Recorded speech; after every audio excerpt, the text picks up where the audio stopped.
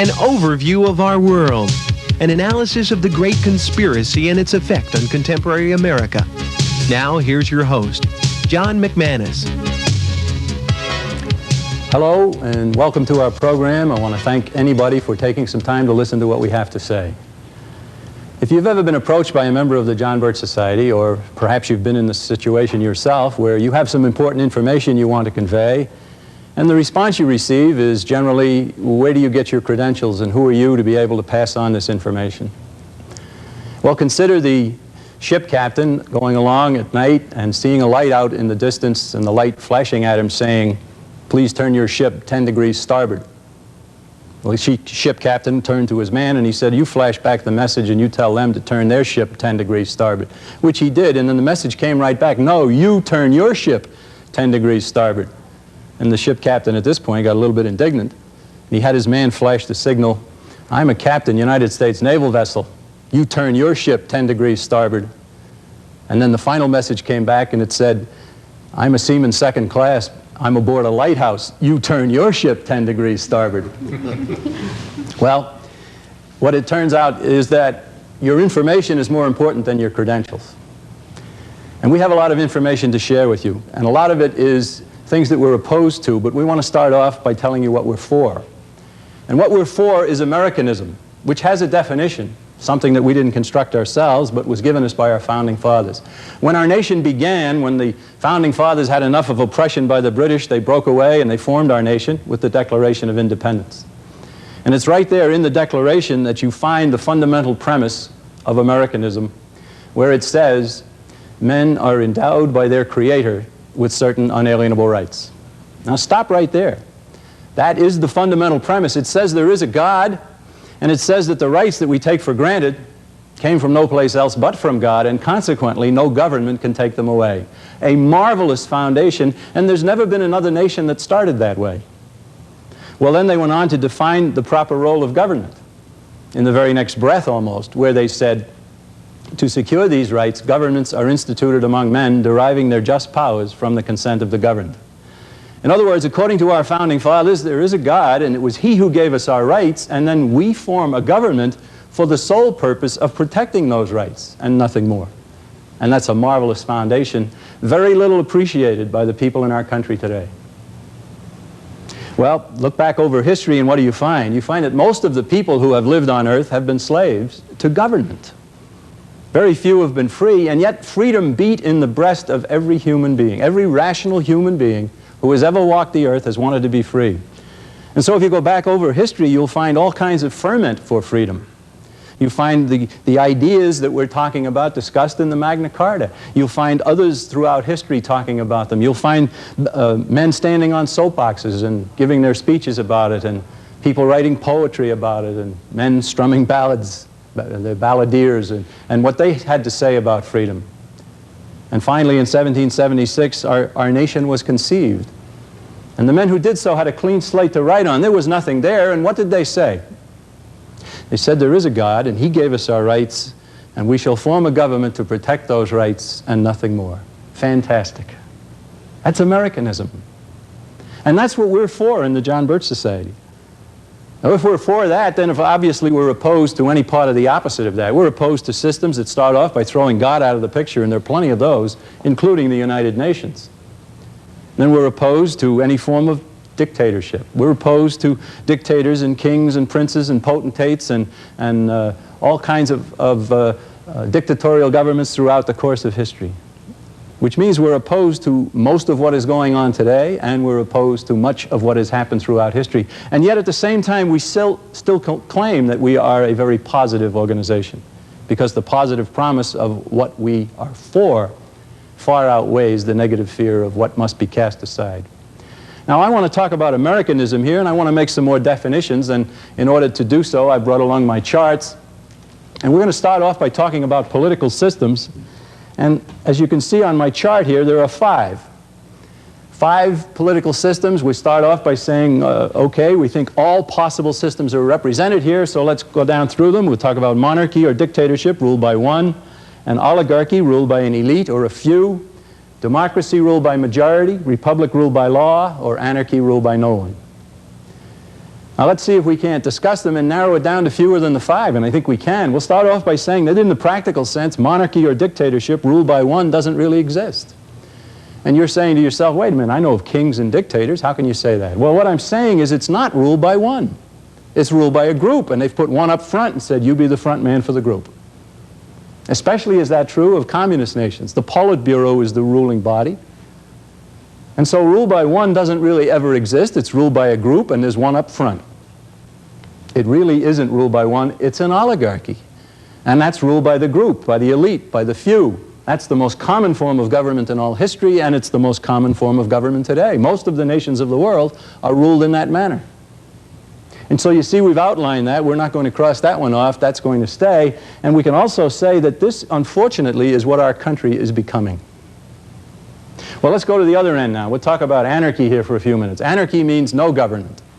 And some people looking over history have decided, and quite correctly, I guess, that some of the worst crimes in history have been perpetrated by governments. They therefore conclude, erroneously, that the best thing would be to have no government at all. So government turns out to be necessary. It's a necessary force in a civilized and orderly society. And the question is, how much government? And so we have to answer that. How much do we in the John Birch Society want? And we agree completely with the Founding Fathers on that. We want that amount of government necessary to guarantee our God-given rights. And that's all. Now, if you analyze that for a minute, you'll understand what I mean by the difference between negative and positive government, something that used to be well understood in our country. The proper kind of government is a negative force. It's not a positive force. A negative government force is the kind of government force that simply leaves you alone but protects you from others. And it protects you from government itself. A positive force in government is a government that does things for you. A government that supplies your needs, your wants, your desires. And of course, in order to be able to do that, it has to take from some and give to others.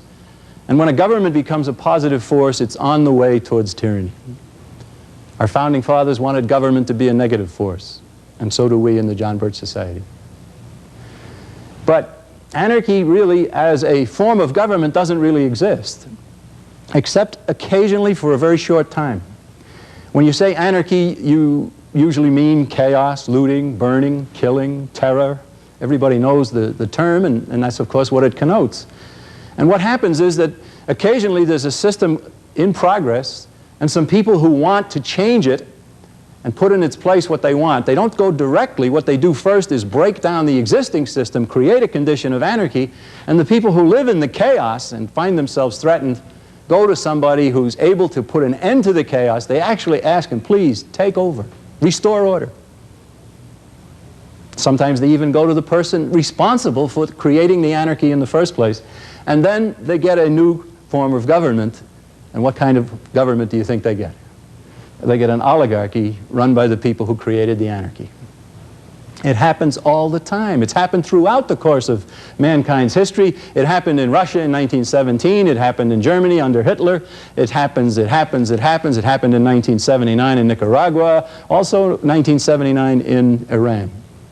And unfortunately, it also began to happen in our country back in the middle 60s when cities in our country were going up in smoke. Happily, order was restored, properly so, and our country was saved. But we were well on to that situation. So we're going to cross off anarchy because it's not a stable form of government. Anarchy is a transition. Well, we've crossed off rule by one and rule by none, and now we've said that oligarchy, the rule by a few, is very common. Now we're down to democracy and republic. Most of the people in our country, of course, have been persuaded that we are a democracy. We've never been anything else but a democracy. And yet, whenever we pledge allegiance to the flag, don't we pledge and to the republic for which it stands? So are we a democracy or a republic, or is this just a semantic argument? Well, let me assure you there's far more to it than just semantics. In fact, we contend that understanding the difference between a democracy and a republic is necessary to understanding what our country is all about. Because our Founding Fathers labored long and hard to give us a republic and not a democracy. So what's the difference? Well, let's go back to the root meanings of the words. We go back to democracy, and we find that comes from the Greek language, demos and kration, two words, the people to rule. And when more people want something than don't, the majority rules. And so democracy has come to mean rule by majority. Now you say that to a lot of Americans today and they'll nod their head and they'll say, that's fine, that's what we want, majority rule. And I'll say, well, suppose the majority decides to take away your home or your business or maybe even your children. Well, obviously there's a problem. And the flaw in democracy is that if you allow majority rule, then everybody's rights are up for grabs. All you have to do is get more than half of the people wanting something and you don't have any rights anymore. It's sometimes called the tyranny of a majority. Now, the fundamental difference here is that if somebody came to you and said they wanted to take your home or your business, you would probably stand up and you'd say, no, you can't do that. I have my rights protected by the Constitution of the United States of America. And if you said that, you'd be describing a republic. So what's a republic? Well, that comes from Latin. Res publica, res thing, publica public, the public thing, the law. And a true republic is one that starts off by recognizing that individuals have rights, and so the limitation in the law is not upon the people, but upon the government and the mob and the majority, and the people are left alone. That's a remarkable difference. Have there ever really been democracies in history? Yes, there have been. In the Greek city-states in the time before Christ. They herded all the people of the community into an arena. They had impassioned oratory from one side or the other. The demagogues, the teachers of the people, were those who spoke. That's what that word means. And the one who promised the most from the government's treasury is the one that swayed the mob. And pretty soon the people in Greece found out that they could vote themselves the productivity of the hardworking sector of the community. All they had to do was get more than half of the people wanting it and then they could take it away. It was really thievery, but it was done legally. And so they did. And pretty soon in Greece, what happened? Well, people stopped working. Why bother? And then pretty soon the whole thing came crashing down upon them and they ended up in tyranny. In every case, the Greek city-states ended up in tyranny. But there was a man in Greece at the time named Solon.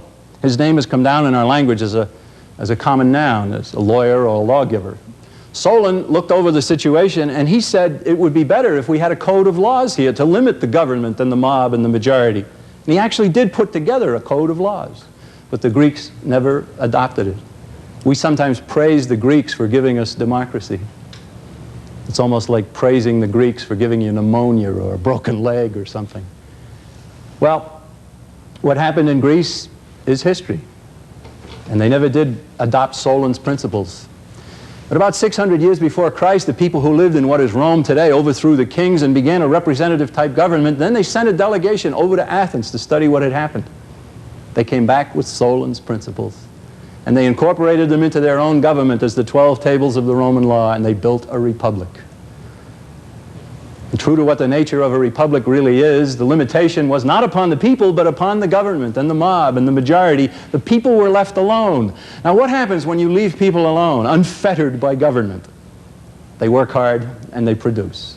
And the big reason is that they're able to keep the fruits of their labor. Nobody has ever come up with a better incentive to work than that you be allowed to keep the fruits of your labor.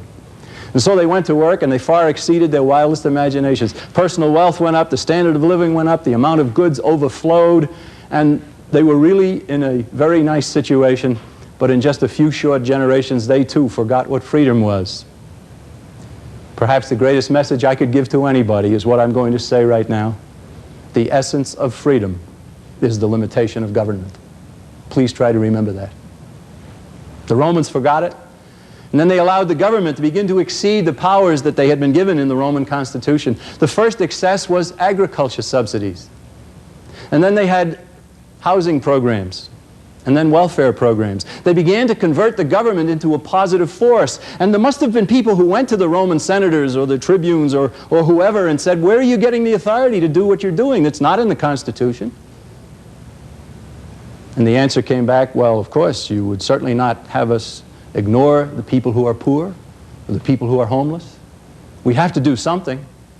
And that kind of an argument knocked them right out of the box. And that kind of an argument knocks people right out of the box today, doesn't it? What's the proper response? The proper response is that, yes, each of us has a responsibility to help the poor and help the homeless. But when you get government involved, overnight you're going to have 100,000 times more people who need that kind of help. And government grows and grows. And if it continues to grow, it will soon be totally powerful. Well, in Rome, what happened? Taxation went up, controls went up, the private sector was destroyed, A lot of people began to go on the dole who had been producers previously, and then pretty soon they ended up with the mobs roaming the streets as the shortages developed and people began to say to themselves that they needed the government to help them. Well, what happened is the Roman Republic went the route of democracy, and then it went the route of anarchy. And finally, it just came crashing down upon them, and they ended up with a progression of the Caesars, an oligarchy where the Caesars had total power and where they ruled with the iron fist. Why do we talk about what happened in Rome 2,000 and more years ago, except that that is exactly what is happening in the United States of America today? And all we can say to anybody is, please don't let it happen. Please help us to reverse the course and get back to a real republic. What did our founding fathers give us? Well, we started with the Declaration of Independence.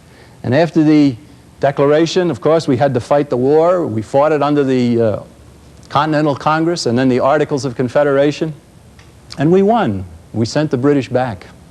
And then our founding fathers got together in Philadelphia in 1787 to revise the Articles of Confederation, but out of it came a whole new governmental system called the Constitution of the United States of America. It's here. It's all here right in this little booklet. See how few pages. Could never have been written by government today. No. So, what does this do? Does this limit you and me? No. It limits government. Strictly defined powers of government are granted, proper powers. Then there's diffusion of the powers, separation of the powers, checks and balances over the powers, anything that they could do to get the government properly empowered, and no more. And then they sent it back to the states for ratification, didn't they? And in the different states, the men who'd written the Constitution and knew about it went back and they talked about it, they wrote about it, they did what they could to get the people to understand it. In New York, Madison, Hamilton, and Jay wrote those marvelous essays called the Federalist Papers.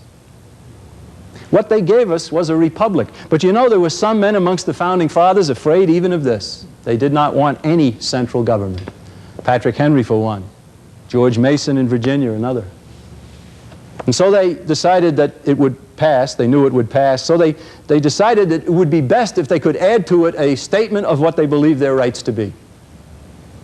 And so a pact was made, and the pact said simply, get the Constitution ratified, and we'll add to it a Bill of Rights. And that was done. And here's the Bill of Rights. Just 10 pages. 10 articles on 2 pages, excuse me. What are the rights they talked about? Well, you know what they are, don't you? The right to be free in your religion, the right to speak, the right to publish, the right to keep and bear arms, the right to be secure in your persons, houses, papers, and effects against unreasonable search and seizure. And they had an interesting way of expressing them. They did not say, government grants you freedom of religion.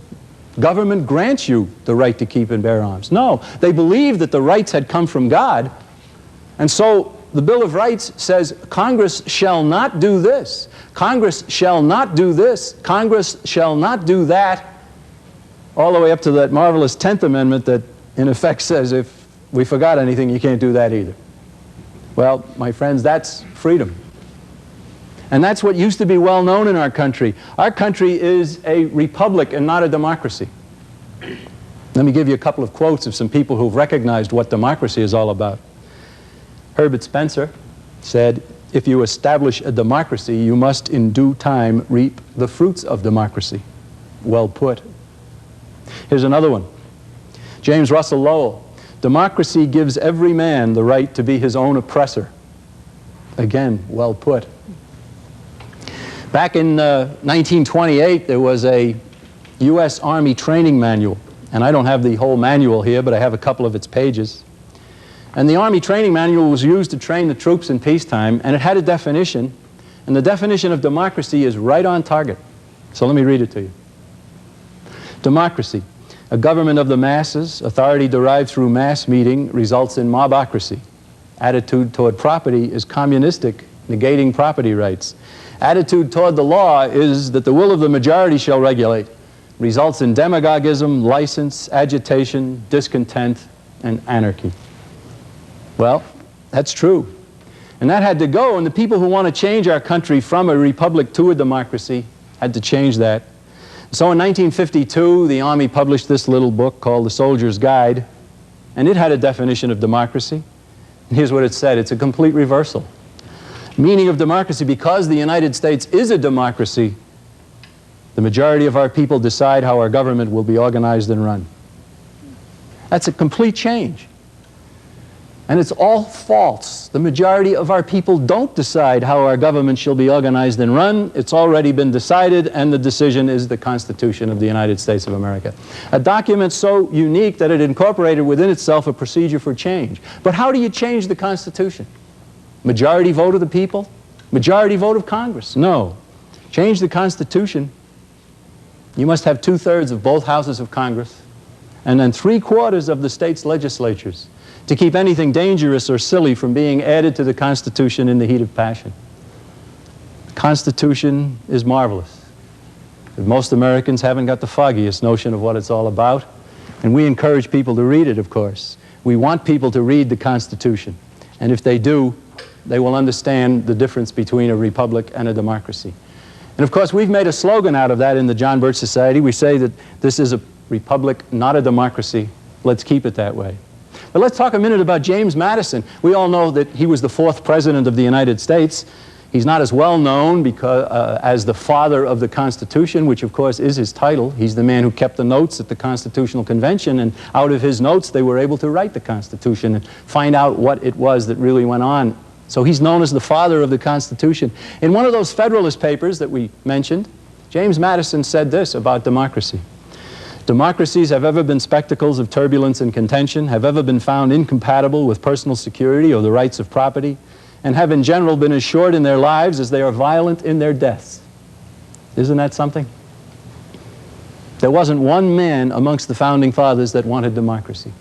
And yet most of the American people have been persuaded that we are a democracy and that we've never been anything else but a democracy.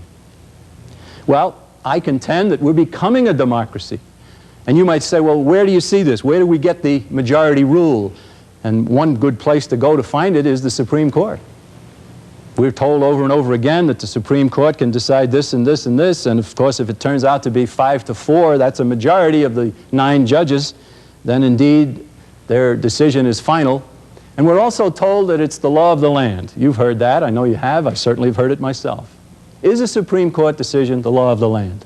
Well, let's see if anybody knows any algebra. Now, what's algebra got to do with this? I'll make it plain in a minute here.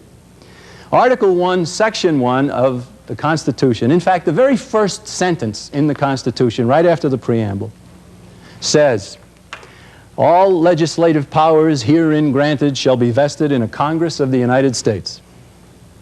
All right, now, if all legislative powers, lawmaking powers, are vested in the Congress, then how much legislative lawmaking power is vested in the Supreme Court? There's where the algebra comes in. If it's all here, there's none here. And the truth is that there is no lawmaking power in the Supreme Court, and yet we've been told over and over again that a Supreme Court decision is the law of the land. So what's going on here? Well, what's going on is that the Supreme Court has adopted and absorbed legislative functions, and it shouldn't. A Supreme Court decision isn't the law of the land, it's the law of the case. And it's proper, of course, for a Supreme Court decision to be used as precedent in a similar case down the road.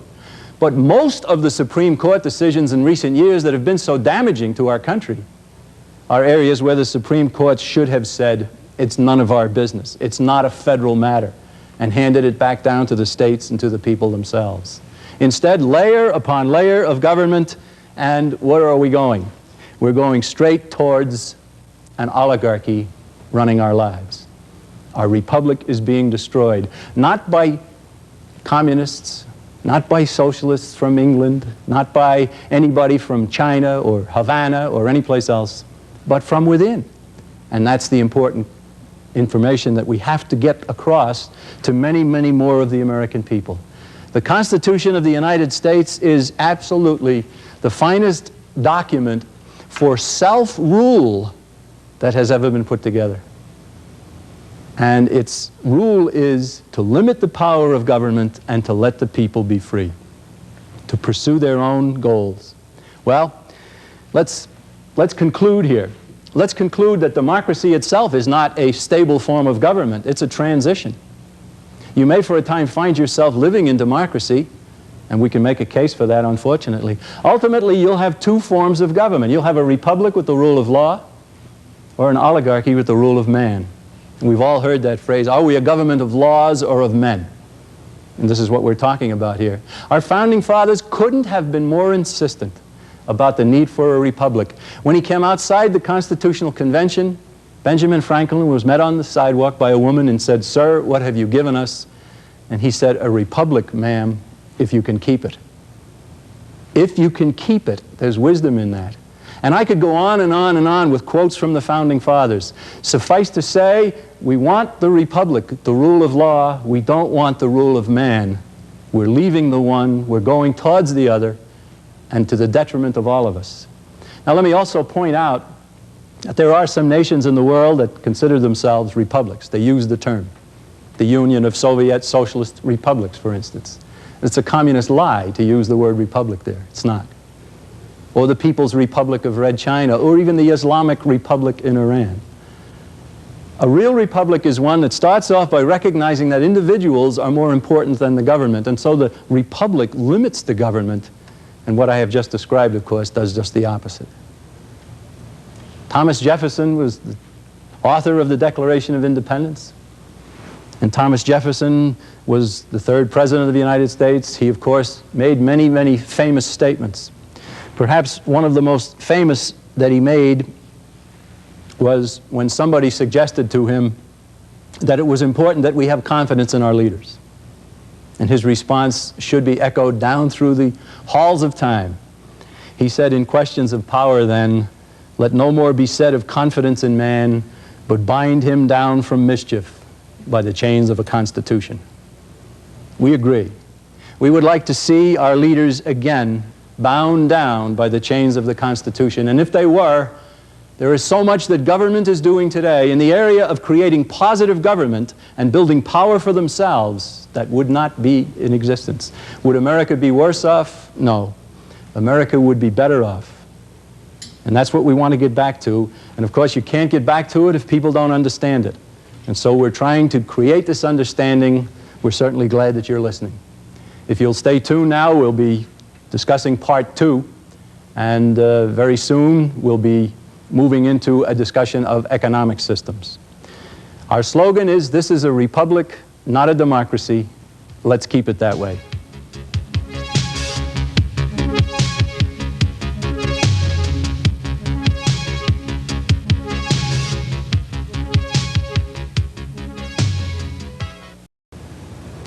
Of course, there are some good books that we'd like everybody to read. And the first of these is the Blue Book of the John Birch Society. When Robert Welch founded the John Birch Society in 1958, he spoke for 17 hours. And what he said has been transcribed into the Blue Book, and it's important reading, important history, but the philosophy of our nation and, of course, what the John Birch Society is all about.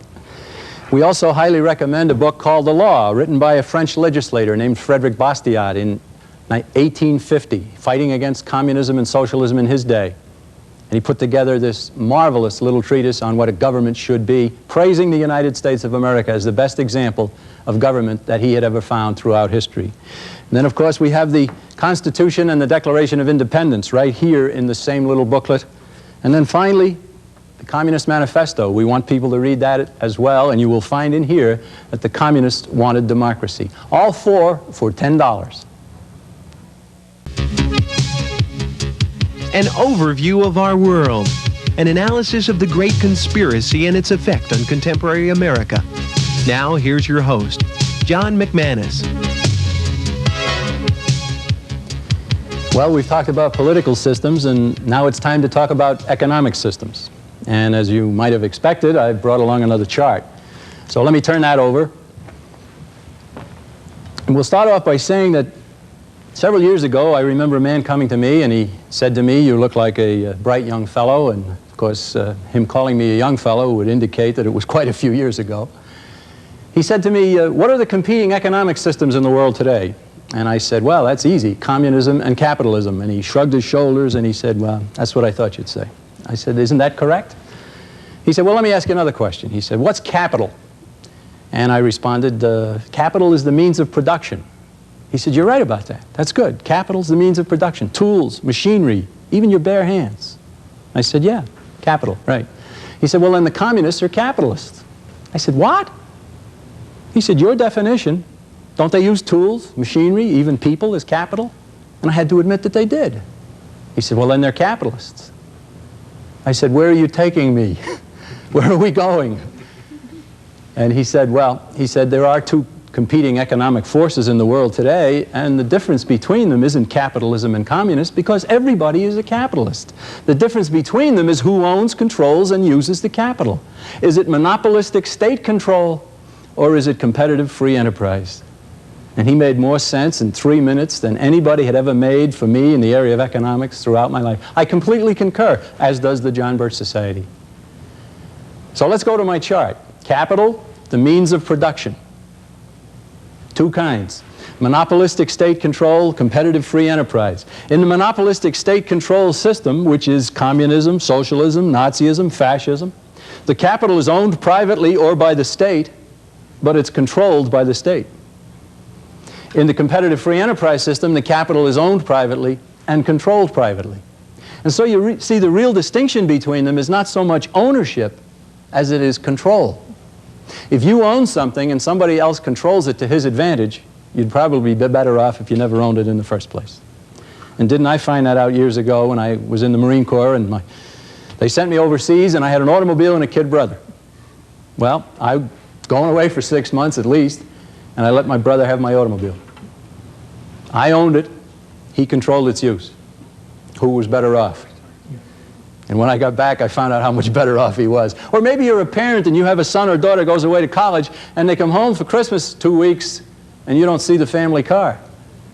You own it. They control it. Who's better off? I think you get the point. So let's go back and look at it again. In the monopolistic state-controlled systems, the capital is owned privately or by the state, but it's controlled by the state. Control is the key. Over here, the capital is owned privately and controlled privately. And that's a huge distinction. In a monopolistic system, what kind of prices are you going to get? Well, you're going to get a high price, aren't you? And if they don't have a high price, they have the capability of tripling the prices, as they've done in Poland in recent years on several occasions. So you're going to get a high price. What kind of quality goods are you going to get? Well, you know that a monopoly isn't going to work hard and put in good products, so communist goods are notoriously shoddy. So you get a high price and you get low quality, and how about the amount of goods that are there? You get shortages, don't you? If you know anything about a communist and socialist systems, you know people online to get the bare necessities. All right, go over to the competitive free enterprise system and say, what do you get there? Well, you've got 15 or 20 different producers vying with each other to get you to buy their goods rather than somebody else's, so you get low prices. And you get the highest quality that they build into the product at the level you're willing to pay. You've got a tremendous choice, and you've got abundance. All right, monopolistic state control system, you've got high price, low quality, and shortages. Competitive free enterprise system, you've got low price, high quality, and abundance. Which do you choose? When you say that to anybody who goes to a supermarket or a department store, and they'll say, well, obviously, I choose the competitive free enterprise system. And certainly you would. But how about if you're a producer? How about if you're the manufacturer? What would you then want?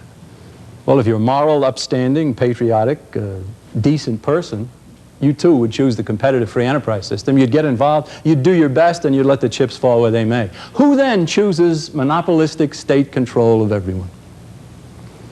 A lazy man or a stupid man would want that. He's too lazy or too stupid to fight competition.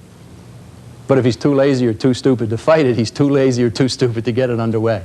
And the monopolistic state-control systems in history are not the work of laziness and stupidity. They're the work of criminals. And the arch criminals of all time are those who have seized control of governments and set themselves up as monopoly producers. That's communism, that's socialism, that's fascism, that's Nazism. And that's wrong. Now, I go across the country and people are saying to me all the time, why is it that some of the very wealthy beneficiaries of the free enterprise system in our country aren't fighting communism? And they quite frequently mention names like Rockefeller or Kennedy or any others that you know that aren't fighting communism and in fact are helping communism and are not defending the free enterprise system but are socializing America. And the question is a good one, and the fact that people are asking it is a very good sign. because it's known that they're not. And the answer as to why these individuals are not fighting communism or socialism is that they have the same goal. They want to do that to our country as well. Monopolies don't exist without the government being behind them. If you want to be a monopolistic controller of a particular segment of industry, you can't do it in a free system without getting the government to drive your competition out of business. And that's why a lot of these people gravitate to government. And when they gravitate to government, then they end up controlling everybody else and making it very difficult for people to get involved in business. Well, ultimately, the distinction between the two is private property. Here, no private property. Here, private property for all. And private property has 4 elements. And you have to have all 4 or else you really don't enjoy private property. The 4 elements are holding title, or ownership as we call it. And then there's control. And then there's use. And then there's the ability to dispose of what you think you own. If you don't have all 4, you don't really have private property. And private property is being eroded, remarkably so, in the United States of America. Now, we talked a little bit about the Communist Manifesto, and I want to read one sentence here. The theory of the communists may be summed up in the single sentence, abolition of private property. Karl Marx, Communist Manifesto, 1848. And that says it all, doesn't it? And so they're after private property, which is an essential element of freedom. Now you see at the bottom of the chart here, we've got 4 forms of state monopoly. We've got communism, socialism, Nazism, and fascism. There's a common feature of each of them, and the common feature is that all of the capital is controlled by the state. The difference between them is how much of it is owned outright. Let's start at the far end here. Now we'll talk about fascism first.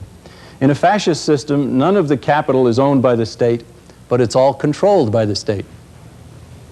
Mussolini was a fascist in Italy.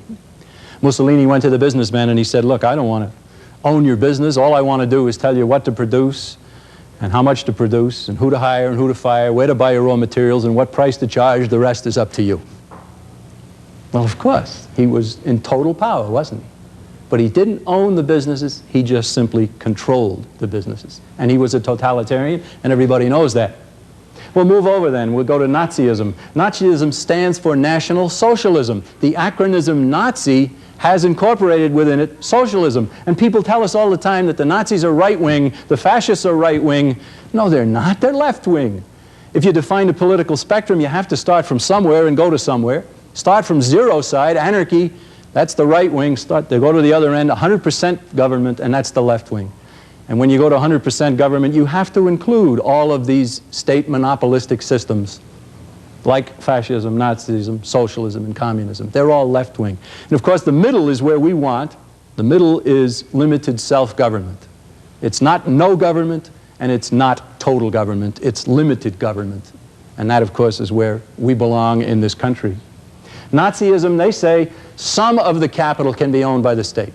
Well, they owned the Volkswagen Corporation. They didn't own Krupp or IG Farben, but they controlled all of those corporations the same way Mussolini had done it in Italy, and they were totalitarians. The socialists, they come along and they say, well, all you need to do is own the major capital. Communications, transportation, the utilities, the export industry, the banking industry, and so on. And you see that happen. When the Sandinistas took over Nicaragua, they nationalized the banks. They have recently done the same in Mexico. They have this kind of a situation in England. And we see people in our own country saying, what we need to do is to nationalize the energy industry. And of course, if we nationalize the energy industry, we'd be in big, big trouble. So that's what socialism is. And then communism is really the granddaddy of all in the economic sense, where all of the capital is owned by the state and all of it is controlled. There are no pretenses here.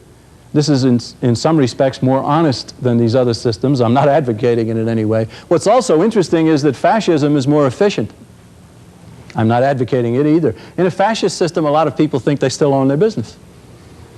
So they work at it, and they sweep the leaves away in the fall, and they paint the building in the summertime, and they worry about employee relations and all these different kinds of things. But the government controls them to its advantage in a system where they do not own the business, but where they control the business. And that is the problem facing us in America today. We are living in that kind of a situation. And where is it coming from? It's coming from all of these federal agencies. It's coming from the Occupational Safety and Health Administration and the Environmental Protection Agency and the Equal Employment Opportunity Commission and the Department of this and the Bureau of that, and so many of these regulatory agencies. Somebody went to Washington recently and tried to find out how many they were, and he couldn't even find out how many agencies there were, much less could he find out how many regulations were being passed out. The greatest lie in America used to be, your check is in the mail. The greatest lie in America today is when the government official shows up at your place of business and says, "I'm here to help you." And you shudder and you say, "I'd rather do it myself." Of course you would. But the American free enterprise system is being destroyed, not by Moscow, not by Peking, not by Havana, but by our own government in Washington, D.C. Are these regulations necessary? We contend that they're not. We contend that the Constitution of the United States has no provision for the federal government to be involved in these areas. Should the states? Yes. If the states wanted to, if the states exceeded what they were doing, then it would be shown, and shown very quickly, because the next state wouldn't and people would move. Competition amongst the states is a beneficial thing, and it's one of the beauties of the federal system that our founding fathers gave us. But when Washington does these kinds of things, to what do you contrast it? You don't have anything else. And what we see is government growing and growing and growing and growing. If it continues to grow, it will soon be totally powerful. Well, actually, these forms of state monopoly, the chart doesn't show it as well as it probably should, they're all forms of socialism. Fascism is a form of socialism, Nazism is a form of socialism, and communism is a form of socialism. The Communist Manifesto, that of course has often been talked about and little read, the Communist Manifesto is the Bible, if you'll excuse the expression, of the socialists as much as it ever was of any communist. And they point to this as well. Now, with all of this going on, it's instructive to take a few minutes at this point to discuss what has happened in recent months or recent years in Eastern Europe. We've had some remarkable things happen there, and everybody knows. Should we be happy about what has happened there? Well, let's go to first of all, we'll go to the Communist Manifesto again. And we'll go right over here to page 24, and here we see Karl Marx says, "The first step in the revolution by the working class is to win the battle of democracy." Democracy. Now, we've already talked about what a democracy is and how our founding fathers didn't want that. And so here we have Karl Marx saying that the first step is to win the battle of democracy. And what he's saying here is, if you can get the situation where democracy is prevailing and then you can get the people to follow your point of view, you have won the battle of democracy, and you can get them then to follow along with what else you want. What else did Karl Marx want? Karl Marx went on to talk about the need for economic control of the people. If you had to define socialism in a couple of words, there you have it. Economic control of the people. So the Communist Manifesto calls for democracy as the first step, economic control of the people through socialism as the second step. And what you've got here is communism is really a socialist in a hurry. Consider that. The goal of communism is to set up socialism, the Union of Soviet Socialist Republics. I hope I'm not losing you here. The goal of communism is to set up socialism, the Union of Soviet Socialist Republics. All right? A communist wants to do it with a lightning-quick coup and then a police state. And he's got his socialism. The socialists instead, who aren't communists, what they want to do is they want to get the people to choose it. They want the people to vote themselves into socialism. And that's what's happening in our country. Very much so. Okay, so Karl Marx said he wanted democracy and he wanted socialism. Now, Mikhail Gorbachev, in 1987, wrote a book called Perestroika, and everybody's seen that. Perestroika, of course, means restructuring. Now, in his book, he tells us what it is that perestroika is all about. So, let me read a couple of quotes. I've put them down on these little charts. Here's Gorbachev. Every part of our program of perestroika, and the program as a whole for that matter, is fully based on the principle of more socialism and more democracy. Should we be happy about that? Should we help Gorbachev because of perestroika? All right, what else did he say in this same book? We are not going to change Soviet power, of course, or abandon its fundamental principles, but we acknowledge the need for changes that will strengthen socialism and make it more dynamic and politically meaningful. That's what the man said. He said that in his own book, Perestroika. What's the horrifying element here is that President George Bush has stated there is no greater advocate of perestroika than the President of the United States. And the United States government is helping Gorbachev. We are helping him to stay in power. And we should not do so. If a communist decides to stop calling himself a communist and decides to start calling himself a socialist, why should Americans cheer? And isn't that what's happening? And there are people in our own government today who say, we have to help Gorbachev. We have to keep him in power. Why? Are the people in the Soviet Union going to be better off? Not at all. Well, you can see that we've got problems. But the main problem we face in our country is that our own country is being socialized. And we don't want that to happen. Now, along with what's going on in the Soviet Union, you see what's happened in Poland and in Hungary and some of these other nations. And what they have done is they have gone from communism to socialism. And a lot of the communists are still in power in each of these countries. They don't call themselves communists anymore. Now they're calling themselves socialists. And Western Europe, and that means Germany and France and England and all of the nations of Western Europe, in 1992 are scheduled to move into what they call an economic community.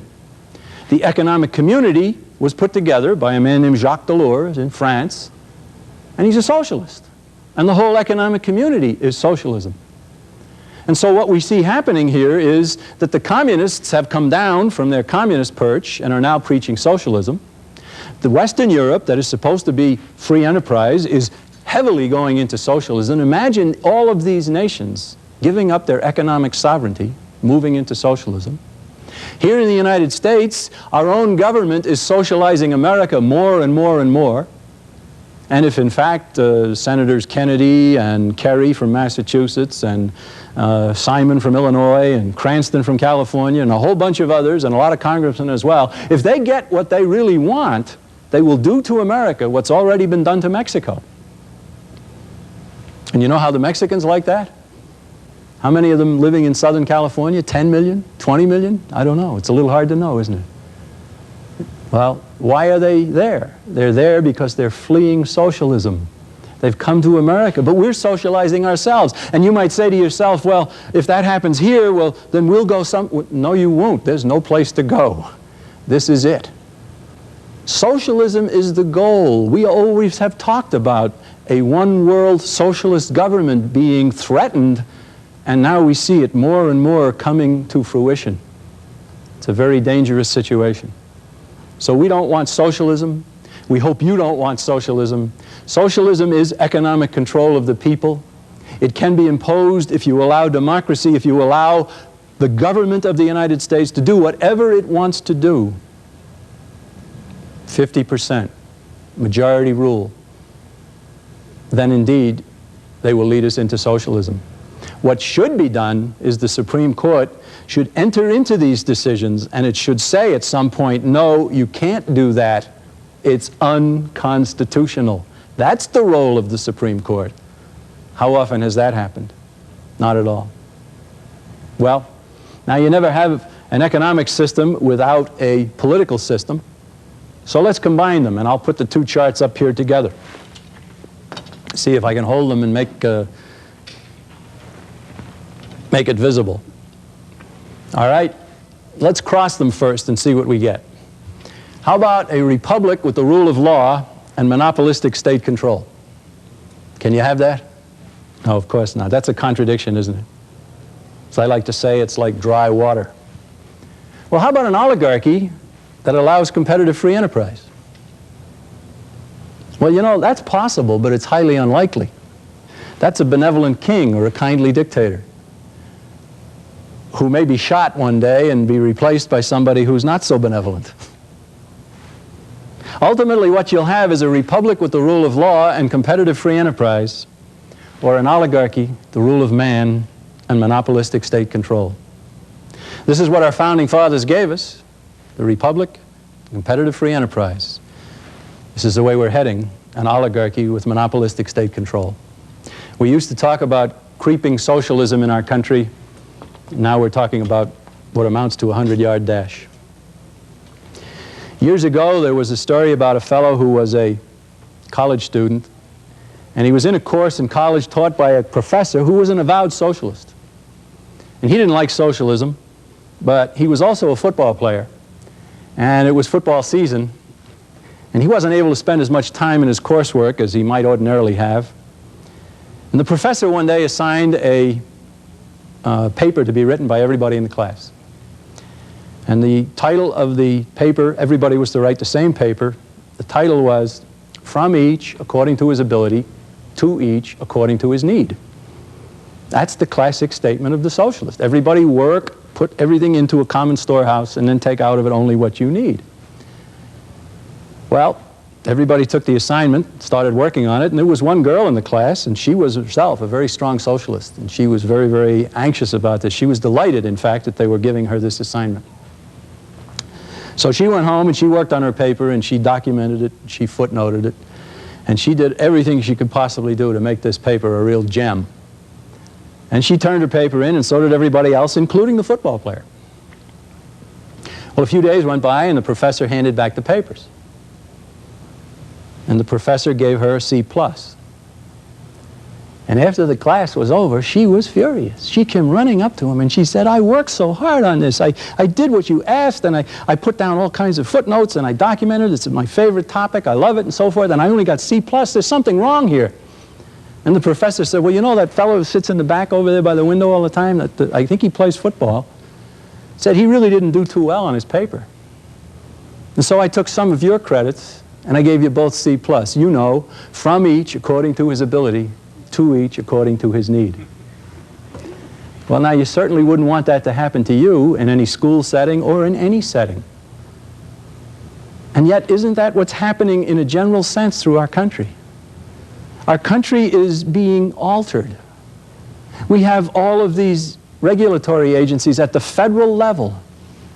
There's no recourse. And they're driving industry down, down, down, down. Just the Environmental Protection Agency all by itself. And then the Equal Employment Opportunity Commission. Of course, I'm in favor of equal employment opportunity, but I'm not in favor of what they call affirmative action. Because affirmative action says that rights don't belong to an individual, the rights belong to a group. There could hardly be anything more Marxist than affirmative action. It's not whether you are proficient at the industry, it's not whether you're a good employee or anything else, it's what group you belong to. It's what's your skin color, what's your ethnic background, what's your gender even. And what they're doing is creating tremendous bitterness amongst the people in our country and setting people into thinking that they're part of a group. Why aren't we all Americans? Why do we have to be this kind of American or that kind of an American or that kind of American? We used to be all Americans, and now we are identified with our group, and we've got to get ours. We've got to get for our group or something. It's the destruction of America. It's Marxist thinking. It's wrong. Not to say that some people weren't put down in the past. Yes, they were.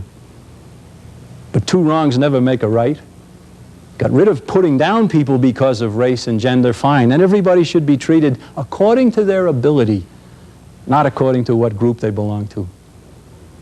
All of these ideas are foreign to America. They're tearing America apart.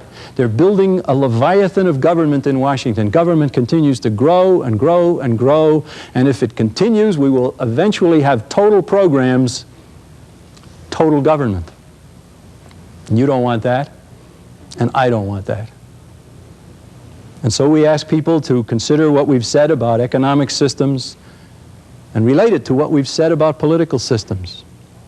Recognize that Karl Marx wanted democracy and Karl Marx wanted socialism. Recognize that Mikhail Gorbachev wants democracy and Mikhail Gorbachev wants socialism. He calls it perestroika. President George Bush has said there is no greater advocate of perestroika than the President of the United States. Incredible that he would say it. Unfortunately, he also means it. And there are people who are telling us now we have to help Gorbachev, we have to save Gorbachev, we have to give him foreign aid. There's no justification for foreign aid, and especially is there no justification for foreign aid in a nation that is $300 billion in debt year after year after year.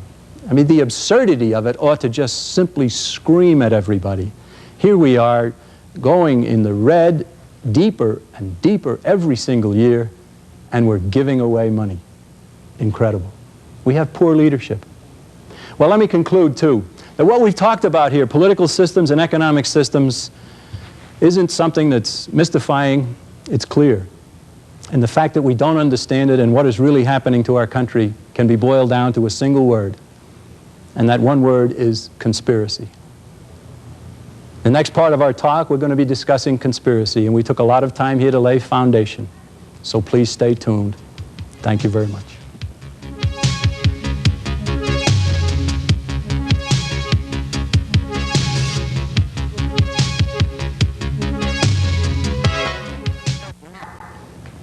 The common question, of course, is who is it that's doing this to our country? Who is it that wants democracy? Who is it that is propelling us into socialism? And one good place to go to find the answer to that is to go to the Council on Foreign Relations in New York City, a private organization begun in 1921.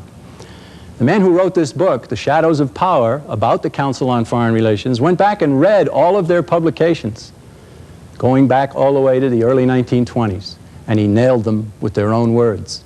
This is what they want, and these people dominate our government, our media, and so much else of American life. Very important book. $10.95, $2 postage and handling. Or you might be interested in our bi-weekly magazine called The New American. This particular issue focuses on dangerous energy dependence. And of course, that is a serious problem, and it's getting worse. $39 for a year's subscription, tremendous amounts of information you don't get from elsewhere. The New American magazine. An overview of our world, an analysis of the great conspiracy and its effect on contemporary America. Now, here's your host, John McManus.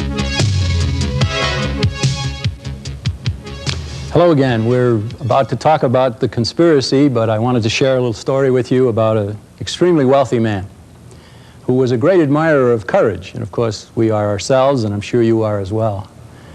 Well, this man had a fantastic spread. He had a beautiful home. He had a whole collection of automobiles. Out behind his home, there was a beautiful field, and there were some horses. He had a mountainside.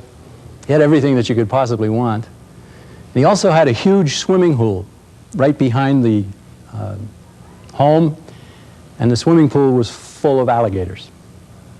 Well, he brought a whole bunch of people one day to see his place, and he showed them all around the place. They were out standing by the pool looking at the alligators. And the very wealthy man said, "I'm a man who admires courage. And if anybody will jump into that pool and swim through the alligators and make it to the other side, I'll give you anything you want. I'll give you my home, I'll give you my automobiles, my fields, my horses, whatever you'd like." And they all kind of chuckled and shrugged their shoulders and turned around to go in for lunch when they heard a splash. And they all turned around again, and there's this fellow in the pool. And he's swimming, and he's dodging an alligator here, and he's dodging another one there, and he's going this way and that way, and finally he makes it all the way to the other side of the pool. And he jumps out, he starts drying himself off a little bit, and the very wealthy man ran up to him and he said, "I'm a man of my word, and I promised you could have anything you want if you made it across the pool. You did.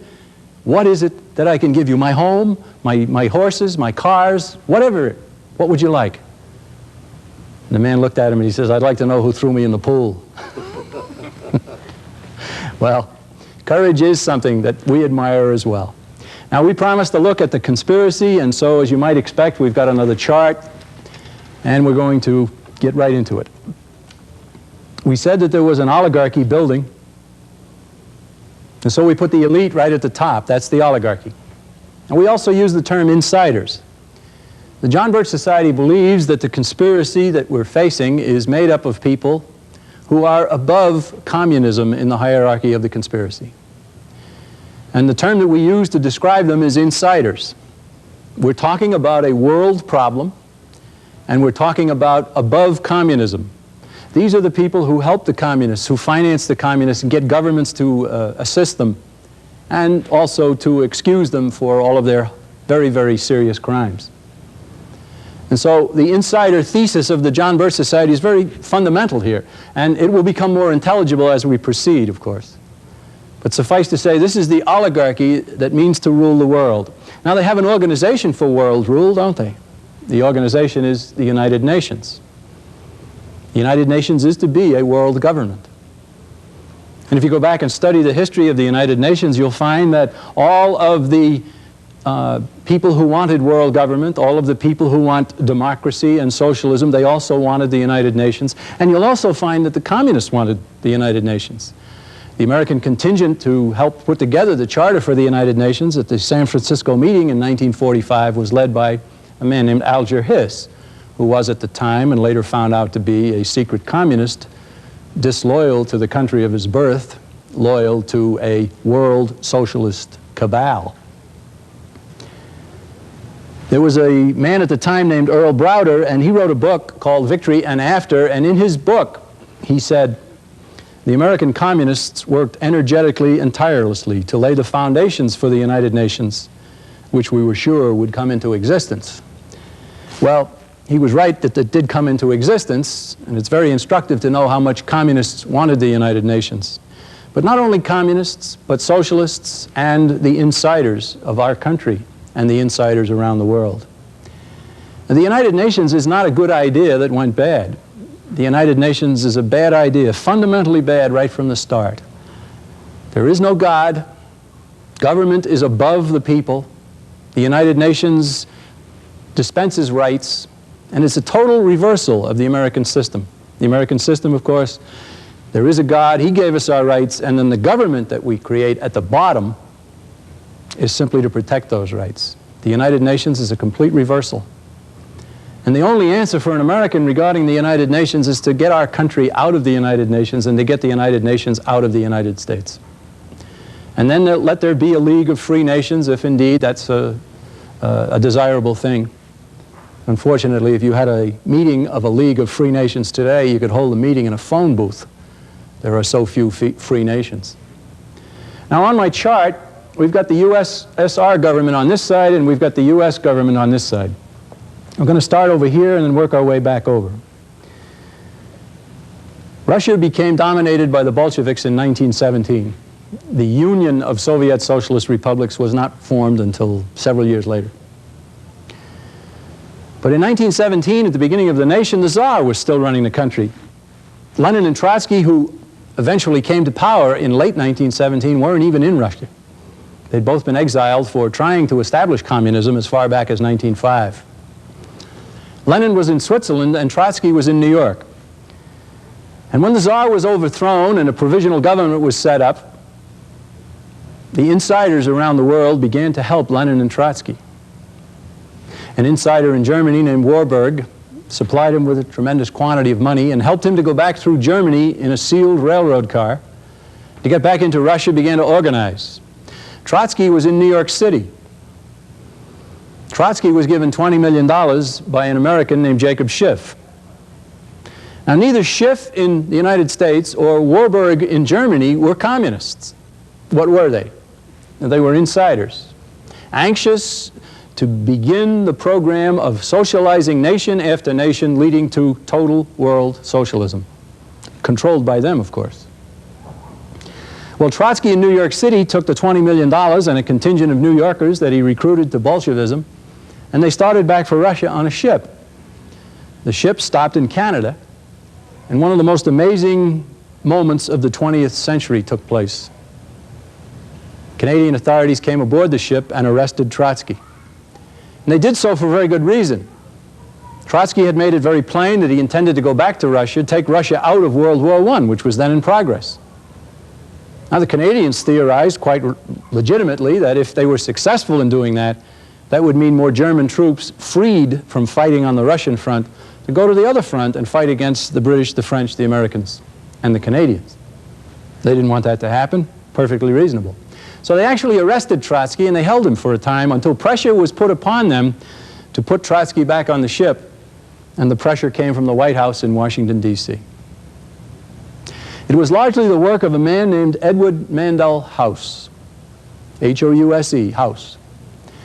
If Edward Mandell House was anything, he was the arch insider of the 20th century. He was a man who helped to select President Wilson for the Democratic candidacy in 1912. Wilson became immediately appointed House as his chief advisor. The man lived in the White House. The strange relationship between House and Wilson was such that there were books written about it. House dominated the president. He was the most powerful man in our country for those 8 long years. And the authority for that statement is none other than Wilson himself. President Wilson said, "He's my alter ego. He's the first man I see every morning. He's the last man I see every night before I go to bed." House dominated the Wilson administration. And House had written a book in 1912. In his book, Philip Drew, Administrator, he said that he was working for socialism as dreamed of by Karl Marx. The man was a Marxist revolutionary, and he was the most important man in our country for those 8 years, 1913 to 1921. And it was House who put pressure on the president, and the president, through pressure that he exerted on Canada via British emissaries, the Canadians put Trotsky back on the ship. And Trotsky and Lenin then overthrew Kerensky, who had come to power, and established Bolshevik tyranny in its first captive nation, Russia. We should think of Russia as the first captive nation of a worldwide plan to build world government under socialism. Well, that was 1917. It didn't take very long for the communists in Russia to begin to destroy productivity. They socialized the nation. They destroyed productivity. They began to have shortages. And of course, the horrible crimes became known throughout the world. Well, it didn't take very long, of course, for the communists under Lenin to decide that they were going to tell the world that they were changing. And so they established a new economic program. And they told the West that they were different now and that they needed help. And the government of the United States came through with the help to sustain them in power. And then Stalin did the same thing in the late 1920s, and he came out with what he called the 5-year plan. And he was going to be different too, even after he had murdered many, many Russians. And the government of the United States helped him again. And then in 1933, we helped them when they were out of credit and out of legitimacy, staying alive actually by kiting checks. And the Soviets said that they were instituting a new policy where they were no longer going to interfere in the internal affairs of any other nation. And so we diplomatically recognized them, which we hadn't done up until that time, and we helped them again. In World War II, we built them into a world power with Lend-Lease. After World War II, we saw a succession of Soviet promises, even after more terror, unbelievable amounts of terror, tens of millions of people killed by the Soviets. And then we saw what was called peaceful coexistence, and we helped them some more. And then we saw bridge building, and we helped them some more. And then we saw détente, and we helped them some more. And now we're seeing perestroika, and we're helping them some more. There's an old saying, fool me once, shame on you. Fool me more than once, shame on me. Are these people being fooled? I don't think so. Sadly, they are not being fooled. They know what they're doing. The people who are running the government of the United States, the people who have been making these decisions all throughout the 20th century, want a socialistic new world order, and they call it by that term. So the government of the United States has been the most powerful influence, first in helping the communists to take over the Soviet Union, and then in sustaining them in year after year after year, all down through these years. The amount of help we've given them is an incredible amount. and it should never have been. Now, not only that, but our government, widely recognized as being the most anti-communist government in the entire world, the leader of the anti-communist movement, has been anything but that. It's been just the opposite.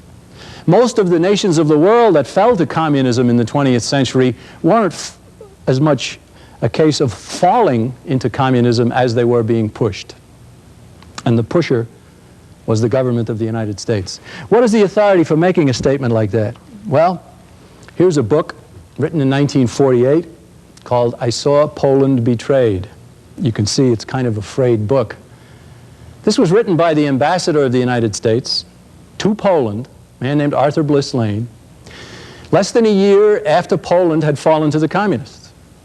And he came home bitter about what had been done, and he wrote his book to tell the American people that Poland had been betrayed. It had been betrayed by the leaders of the United States. I think it would be quite an exercise for anybody to try and find a copy of this book today, except perhaps the paperbacks that we have made over the years and distributed tens of thousands of them. But a hardbound volume of this book would be very difficult indeed to find. The book was smothered. Less than 5,000 copies were printed. Most of them disappeared from libraries. And then the same thing happened with China in 1949, and there were many books written about that, about the betrayal of China by our own leaders. Chiang Kai-shek, who had paid for equipment, they wouldn't even deliver it to him. China wasn't lost in Shanghai or Peking, it was lost in Washington, D.C. And the same could then be said later about Cuba. Our ambassador in Cuba, as did Arthur Bliss Lane, wrote a book called The Fourth Floor, a man named Earl E.T. Smith. And he said in his own book that he had warned Washington that Castro was a communist, and they told him to be quiet and get rid of the existing government. And Castro got his job in Washington as well.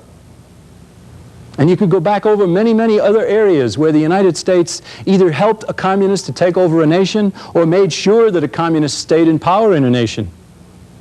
We sent our men to fight in Korea, and we told them not to win. We put them under the United Nations. We won the war, and then they took it away from us. And they fired General MacArthur. Incredible. The Hungarian revolt, we told those people to revolt and we'll get some help to you. And right in the middle of it, we betrayed them as well.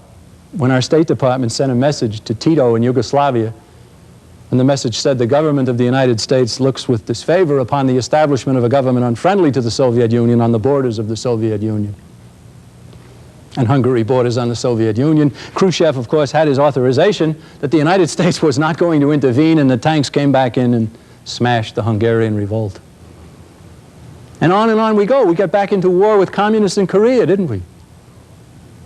And once again, our men were told to fight with their hands tied behind their back. Don't chase the enemy across the borders. Don't go into his strategic hamlets. It was a no-win war. It was fought under SEATO, the Southeast Asia Treaty Organization, a stepchild of the United Nations. And again, the United Nations was involved in this. Not many Americans appreciate that, but they were. And we lost again. And if we hadn't lost the Korean War, there wouldn't have been a Vietnam War. If we hadn't lost the Vietnam War, a lot of other things wouldn't have happened. We get up to 1979, and our nation betrayed Somoza in Nicaragua. And we betrayed the Shah in Iran. And more problems developed. And so over the years, you see that not only has the government of the United States been the most powerful force in helping to establish the communist style of socialism in country after country, but it has also helped to maintain them. We fought a no-win war again, didn't we, when we were supposed to be helping the Contras in Nicaragua. If ever there was another no-win war, it was that one. And so what we're saying here is that it's time to look over to this side of the chart. It's time to go over here to talk about the U.S. government. Not to talk about what it's supposed to be. We've already done that in the first part of the talk. Now let's talk about what it is. And quite succinctly, it's a powerful group has taken working control of our government and are using the power that they have to build themselves into total power over the planet. Who are they? Well, if you can see on the chart here, we've got two organizations listed, the CFR, Council on Foreign Relations, and the Trilateral Commission. So let's talk about this one first, and then we'll get over to the Trilateral Commission. The Council on Foreign Relations. It was begun in 1921. It was actually conceived in 1919 at a meeting in Paris, attended by Edward Mandell House, Wilson's chief advisor. In 1919, Americans, led by House and others, were over in France, and they were working on the treaty at the end of World War I. The Versailles Treaty eventually came out of that.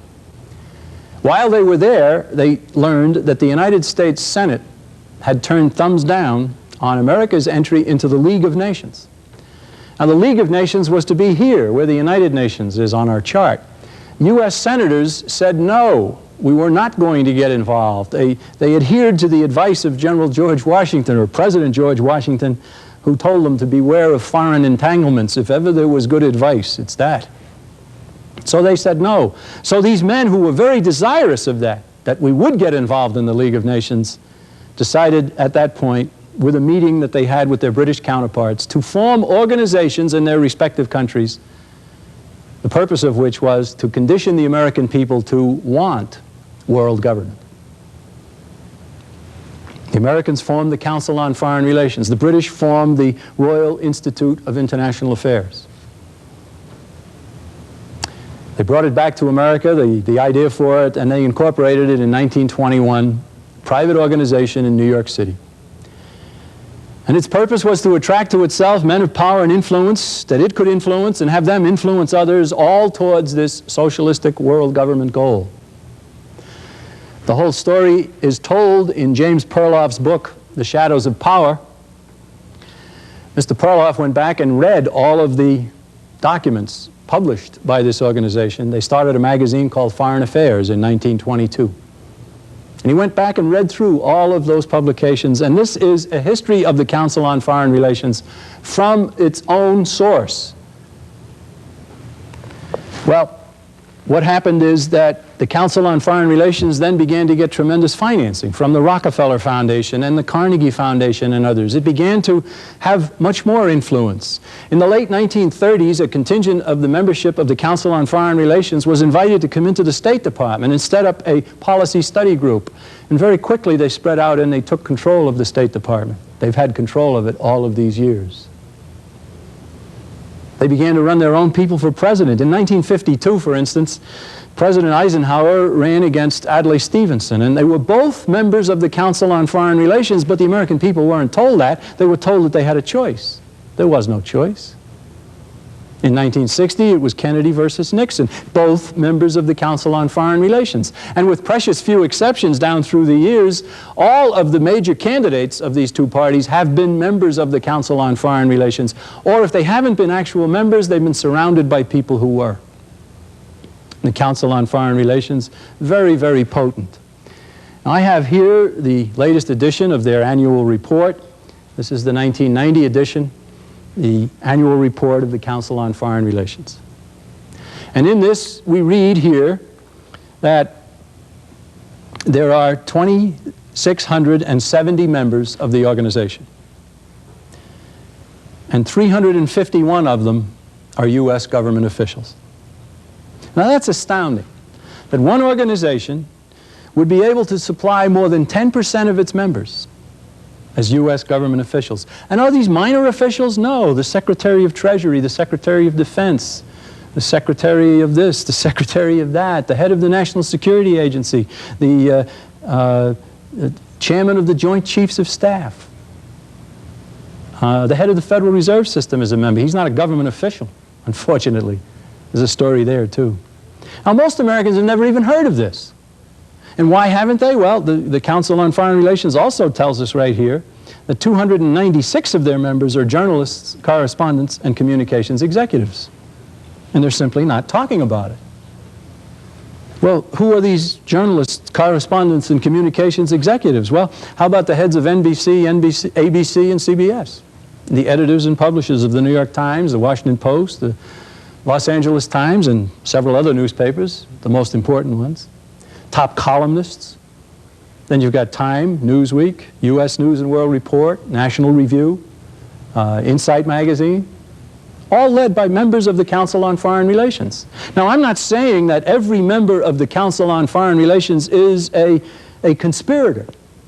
What I'm saying is that every one of those people are influenced by this organization, and that some of them obviously are conspirators. Who are some of these media people? Well, let me just mention a few names here. You're a good American, you go home at night and you'd like to know what's going on in the world. You flip on your television, you get the newscasters, or you pick up your newspaper and you read some of the prominent columnists around the country, and you work hard at trying to be well informed. I'm going to read a list of individuals here, and everyone is a member of the Council on Foreign Relations. The membership list is given in the back of this booklet, 2,670 individuals. All right, here are members of the Council on Foreign Relations: David Brinkley, John Chancellor, Richard C. Hodelet, Irving R. Levine, Dan Rather, Tom Brokaw, Daniel Shore, Garrick Utley, Barbara Walters, Diane Sawyer, George Will, William F. Buckley Jr., Joseph C. Harsh, Flora Lewis, Robert L. Bartley of the Wall Street Journal, Gene Kirkpatrick, A.M. Rosenthal, and I've just gotten started, really. There are others. And so Americans are not being given what they need to know. And Americans are being misled, and of course, being misled, we're finding ourselves not understanding why our country is being changed, and in many cases, not even the fact that our country is being changed. The Council on Foreign Relations dominated the Carter administration. The Council on Foreign Relations dominated the Reagan administration. The Council on Foreign Relations dominates the Bush administration.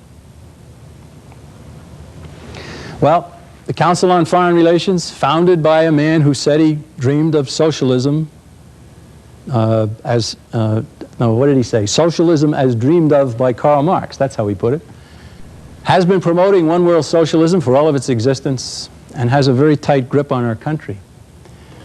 Military leaders are part of it, foundation heads, corporate executives. The 2,600 members, it reads like a who's who in America. And all we're saying is Americans ought to know about this. And we hope you agree. Well, let's talk about the Trilateral Commission for a few moments here now. The Trilateral Commission grew out of an organization put together by Zbigniew Brzezinski. He wrote this book, Between Two Ages, back in 1970. And in his book, he talked about Marxism admirably. He admired it for many, many pages. He talked about America becoming obsolete. And then he started talking about what was needed. And he got around to this part here where he talked about the fact that what was needed is movement toward a community of nations. Let me find the quote here. Movement toward a community of the developed nations through a variety of indirect ties and already developing limitations on national sovereignty. Now that was 1970. He also went on to talk about the need for community links. And he outlined 3 areas where he wanted these links. The first would involve the United States, and then Western Europe, and then Japan. 3 areas, and it became the Trilateral Commission.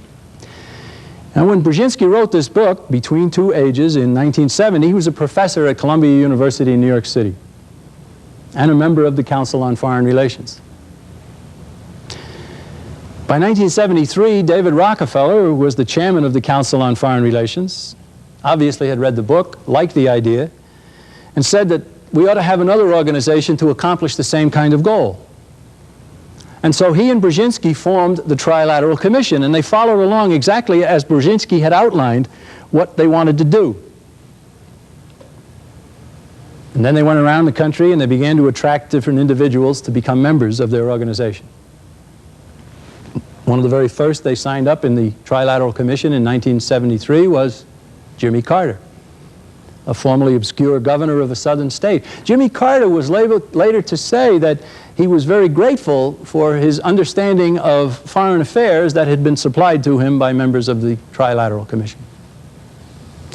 The Trilateral Commission ended up, as Brzezinski had ended up his book, calling for world government. And so here we had another organization, the same thing. Jimmy Carter said that he was an outsider, that he was bringing new faces and new ideas to Washington.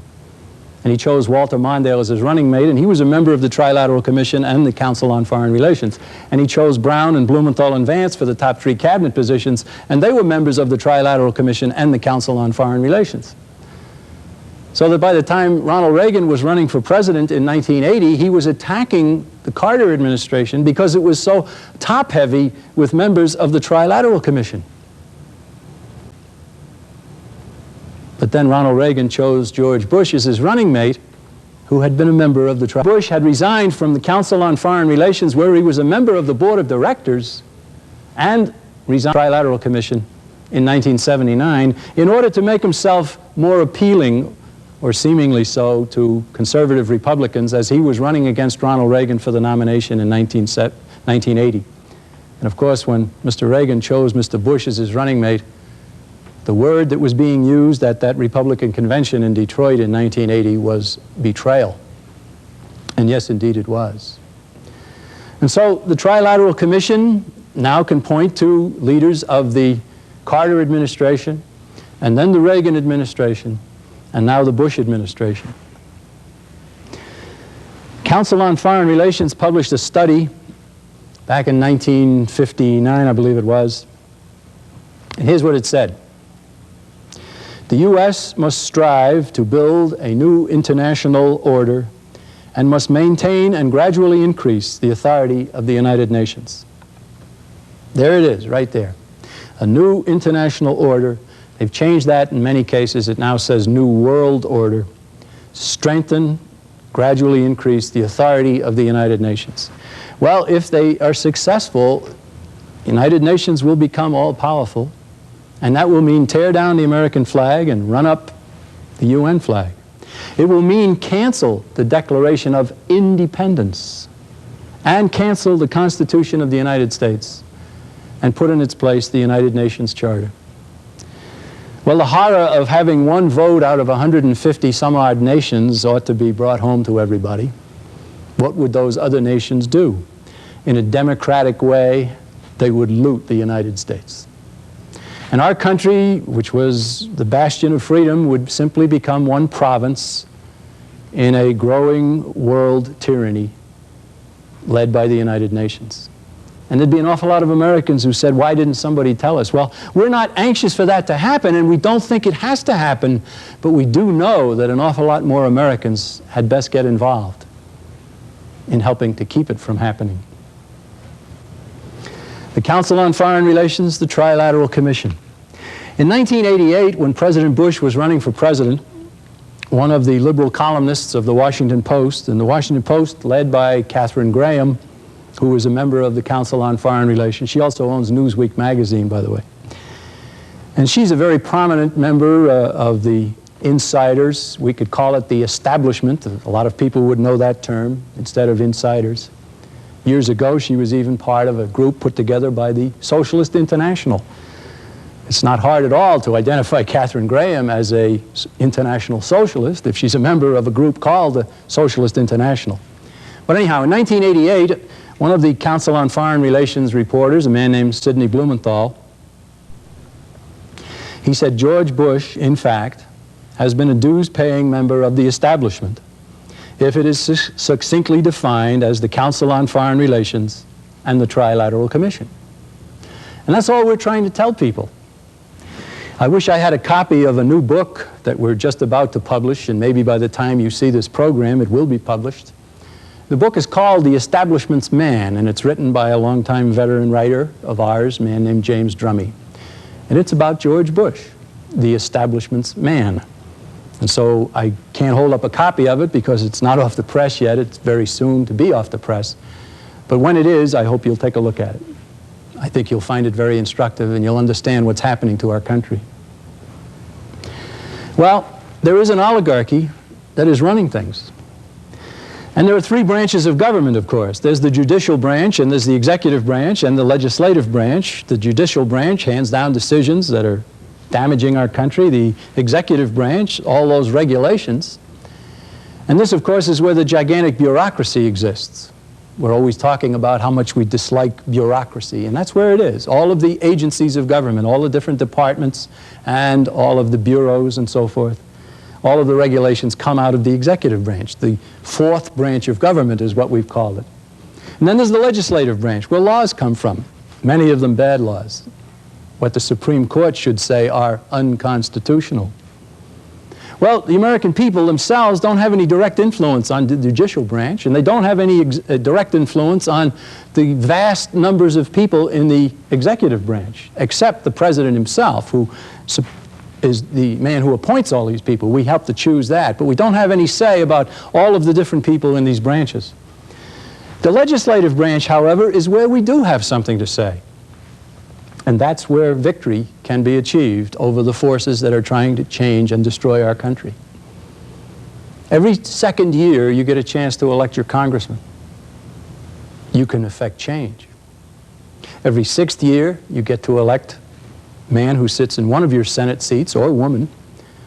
And in an alternate year, you'll get to select the other one. You can make change.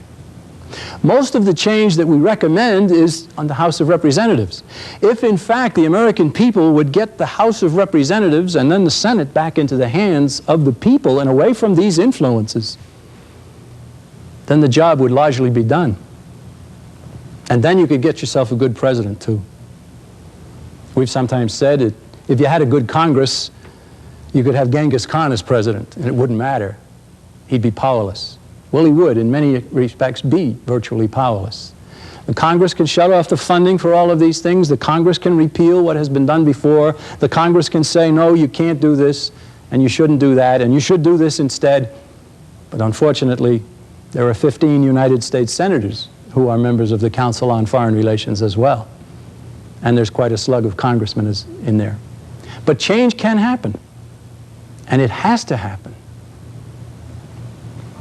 Now, I've lived in Massachusetts for many years, and anybody anywhere else in the country has a right to look at me and say, I have a heck of a nerve telling anybody in the nation that they should get themselves a good congressman after what we produce in Massachusetts. And I accept that. I understand what you're saying. But I want you to know that we're making progress there in Massachusetts. In fact, every time there's a census, we lose one congressional seat. And that's progress, believe me.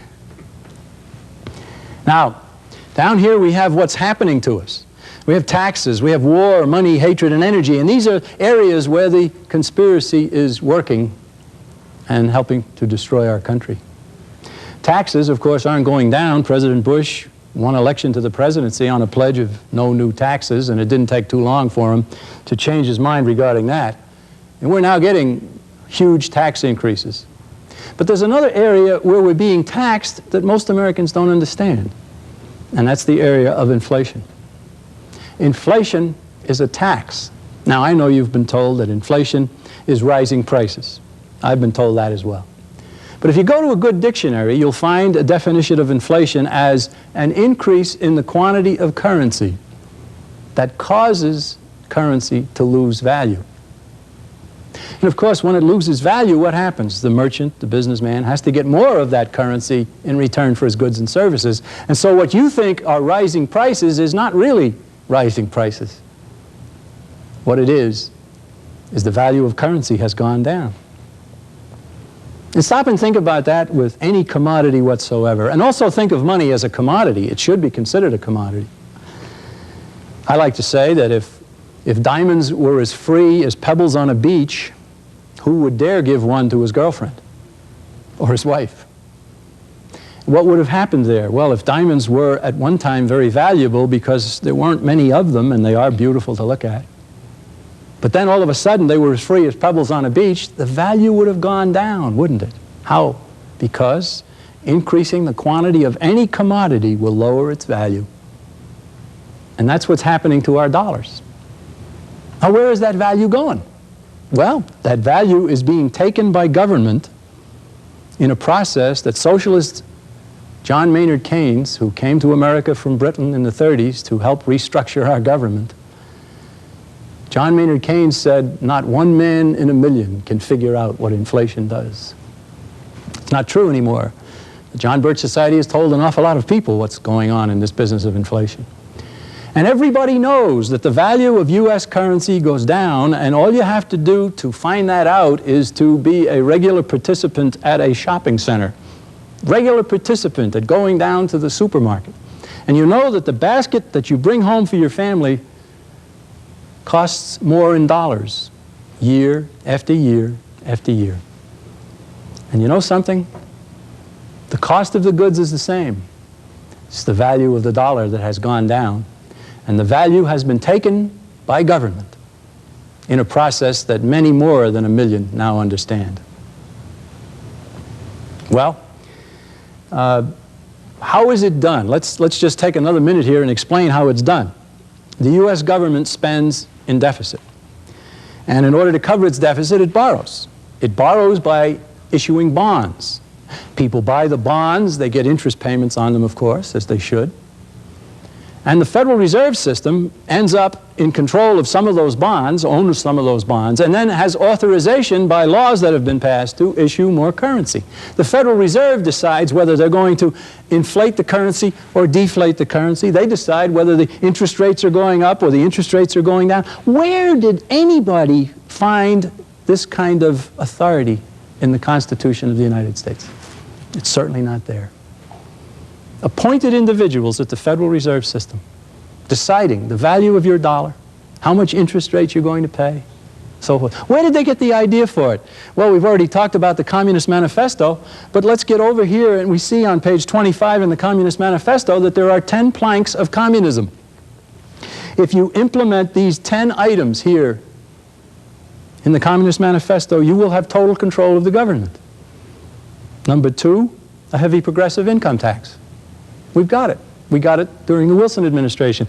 Number 5, centralization of credit in the hands of a monopoly with state control. That's, again, that's the Federal Reserve System. And you'll find if you read all 10 of these that every one of them is partially or fully in place in the United States, and it's all happened in the 20th century. America is being socialized. And they're following the pattern in the Communist Manifesto. And so they got the idea for the Federal Reserve System in the Communist Manifesto. And believe me, it works. And so we are being taxed in several different ways. And one of the ways is, of course, the government spends in deficit. And look at what has happened. When Ronald Reagan became the president, the nation was in debt $930 billion. Not even $1 trillion. We are now well over $3 trillion in 10 years' time. We've tripled the national debt. We're now at a point where we're paying over $250 billion a year in interest on the national debt. You and I are paying that. And we're paying it to anybody who holds government bonds. I know there are some people who say, repudiate the debt, don't pay off the debt, and don't pay interest. That's wrong. There are people who are dependent, that they've saved their money, they've bought a government bond, they deserve to be paid, and they deserve to be paid their interest. So I'm not saying repudiate it. What I'm saying is stop increasing it and pay it off. Look what we've done to our children. My golly. Every little baby born into the country in America today owes the government tens of thousands of dollars at birth. No wonder they cry. No wonder they cry. Well, it's a horrible situation, and America can be destroyed just in the area of debt. And believe me, there are some people who want to do that.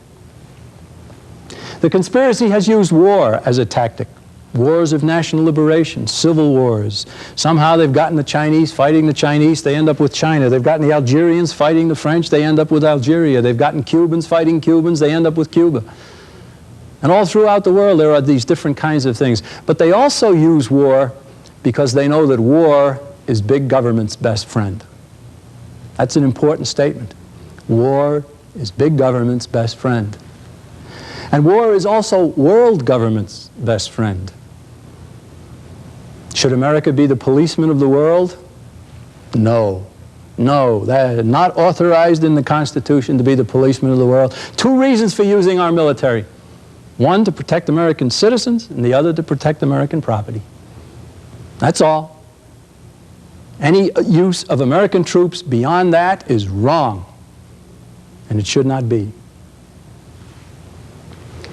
Well, money. We talked about the fact that our money is being destroyed by the process of inflation. But look what they have done with our money. Look at all the foreign aid that they've given away. And look who we're giving it to. We're giving it to communist nations, we're giving it to socialist nations, we're giving it to African bureaucracies. A lot of these African leaders have set up a gigantic bureaucracy and destroyed whatever infrastructure existed in those countries. And the people, after a decade or 2 decades now and 3 decades of one man, one vote, one time, the poor people who live in those countries are all worse off. And we continue to throw more money at these people. Well, it's all wrong. There's no justification for all of that in the Constitution of the United States. And so it's what they're doing with our money in addition to what they're doing to our money. Now, occasionally you'll see a headline that says that the foreign aid appropriation is going to be discussed in Congress and they're cutting back on foreign aid. Well, that's one part of the foreign aid. There is a foreign aid appropriation. And they do occasionally cut that back from, say, $13 billion to $500 million. And it gets a headline. But there's foreign aid that goes to all of the international lending institutions. There's foreign aid that goes through the Commodity Credit Corporation and all kinds of other organizations. And when you add it all up, the foreign aid appropriation itself is only a small part of the tremendous amount of foreign aid that we continue to give away. We're giving away America's treasure. And you don't buy friends. You make friends. You earn friends. You don't buy friends. The conspiracy is using hatred. As we mentioned, they somehow get the Chinese hating the Chinese. They end up with China. They get the people in Algeria hating French, and then they end up with Algeria, and so on. It's happened so many places. But they also use hatred in another way. They somehow arrange to have people come and join organizations such as ours, the John Birch Society, for the purpose of trying to lead us into a program of hatred. We don't hate anybody. We might hate the evil that is being done, and that's proper. But we don't hate anybody. But occasionally we've had somebody join our organization, and after being a good member for a time, he'll take the members off one at a time off to the side, and he'll say, "This is a great program. I love this John Birch Society, but you know, there's another part of this that you've got to understand. You see, the real enemy is the Jews. They try to get you to hate." Someplace else, the same kind of thing would happen, and the real enemy is the blacks, they'd say. Or it's the Catholics, or it's somebody else. And anything that some of these people can do to get others to hate, because hatred consumes and destroys, and will make anybody who gets involved in it not a solver of the problem, but part of the problem. And the John Birch Society is not a hate group. It's one of the most vicious things that has ever been said about us, and there certainly have been a lot of vicious things said about us. We are what we are, and we hope you'll take a look at us. Energy, finally. Let's talk about energy. In 1973, at the height of the energy crisis, when everyone who was alive at the time remembers that there were people lined up at gasoline pumps to get fuel for their automobiles, America was importing about 1/3 of the oil that we use. So they started a Department of Energy. Spend over $10 billion a year every year since. They started Project Independence to make us totally independent in energy. And now after 17 years of furious activity, we are now importing over 50% of the oil that we need in this country. And it doesn't have to be. America could be totally independent in energy if the government would simply get out of the way. Where would it come from? Well, in June of 1990, President Bush signed an order shutting off offshore oil and natural gas development off the states of Washington, Oregon, California, Florida, and all of New England. Tremendous amounts of oil, natural gas known to exist. Can't touch it. Alaska is locked up. Tremendous places in Alaska where there's known deposits of oil, can't go and get them. They have wildlife refuges. They have wilderness areas. We've got to preserve the pristine value of an area that nobody uses. And even if we went in there and took out of the ground what's there, the minerals as well as the oil and natural gas and so forth, it wouldn't hurt the area. Would the caribou, were they affected by the Alaska pipeline? No. The word is they love it. They go up and rub up against it and get some warmth. So America is putting its own neck in a noose through energy dependence. We've also got atomic power, an American invention, in fact. Right now, the nation of France, over 75% of the electricity used in that nation is generated with nuclear power. There are 15 other nations that use more nuclear power on a percentage basis for generating electricity than does the United States. We're at about 18, 19%. No new nuclear power stations have even been started in the last dozen years, and it's going that way. And nuclear power would make us much less dependent on foreign suppliers for our energy. And so everywhere you turn, the government is in the way. The government is hurting us. The government is who's doing this to us? Well, we mentioned the Council on Foreign Relations. We mentioned the Trilateral Commission. In 1989, the new chairman of the Council on Foreign Relations, a man named Peter G. Peterson, wrote a piece in the annual report. And he said, and the board of directors and the staff of the council have decided that this institution should play a leadership role in defining these new foreign policy agenda. New foreign policy agenda that he'd been talking about. Now they claim that they never take a position, that they don't have any stance, they don't have to defend anything, they're just a discussion group. Well, how can you define foreign policy agenda if you don't take a stand? And they do take a stand. And the way it works is that they take several stands within an area that's fine as far as they're concerned, and you can go either way on those areas, and they still win. It's a lose-lose situation. We call the situation the missing alternative syndrome. Let me give you an example. Recently, a Council on Foreign Relations writer said, it's not a case of whether we help Gorbachev, it's a case of when and how much. So we're allowed to discuss when and how much, but you're not allowed to discuss whether. Should we be helping Gorbachev? No, we shouldn't be helping socialism. We shouldn't be giving away foreign aid. And that's not allowed to be discussed. If you start discussing that, you're outside the general area that the Council on Foreign Relations wants people to discuss the matter, and you're labeled an extremist. You're labeled a crackpot. You're labeled all kinds of things. And that's what they do in the Council on Foreign Relations. It's very, very important, and it's very destructive. There are missing alternatives. Remember in the war in Vietnam, the choices were, are we going to pull out, or are we going to follow the president's policy? Victory was not allowed to be discussed. So that's how it works. The target is God, family, and country, all nations. So what's the solution? The solution is the John Birch Society. John Birch Society agrees with the prophet Isaiah, his lament. He said, my people have gone into captivity for want of knowledge. The thrust of it is if they'd been informed, they'd be able to stay free. We agree completely. And so we formed an educational organization. Our strategy is education, our weapon is the truth. We have a nationwide field staff. We have a concerted action program. We give it through the bulletin, 32-page monthly bulletin goes to every member. I help to write it, I'm the editor. The New American Magazine, a bi-weekly journal of commentary that is peerless. If you don't get it, you're depriving yourself of something very important. We have a speakers bureau. We have bookstores owned and operated by our members around the country to dispense the kind of information that you can't get through normal channels. We have audio-visual productions, television programs such as this. We publish our own books, like The Shadows of Power that I've mentioned. We have our ad hoc committees. The Trim Committee is the best to put out the report cards on the congressman. Did they vote for higher taxes and more government? Or did they vote for lower taxes and less government? Now, there's the solution, education. If the American people become better informed, they'll choose better leaders. Education has to come first. It's the pre-political activity. We're never going to tell you who to vote for. We don't back candidates. We don't finance candidates. We simply want to wake the town and tell the people. And there are many people who don't want us to do what we're doing. And so they've thrown a lot of nasty adjectives at us, and we're well aware of that.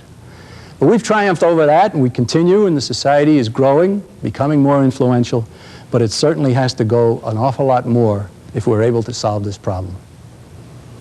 Now, let's summarize here. We've talked a lot about history, we've talked about political systems and economic systems, It's a lot of good information. I'm not apologizing for a word of it. But that's all at the secular level here. And really what we're involved in is more than a political preference or an economic preference or a discussion of history. What we're talking about is right versus wrong. And that bumps us up to the next plane. That bumps us up to the moral and spiritual plane, where everybody has a responsibility. We're bold enough to suggest to anyone that you can meet a major portion of your responsibility to oppose evil through a non-church, non-religious organization called the John Birch Society. We're not saying not to pray. We're very much in favor of that. So you pray as if it all depends on God, and you work as if it all depends on you, and you do them both at the same time. That's what we urge. Let me give you one other consideration here. Is there any hope? Sometimes we are so good at explaining the problem that we destroy any confidence that anybody might have that there is indeed a solution to this problem. There is. There's great hope for the future.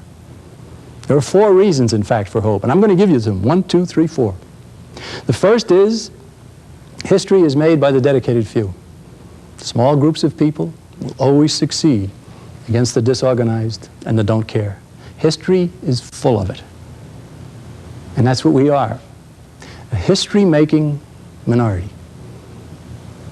We are people who say we don't want to study history as much as we want to make it.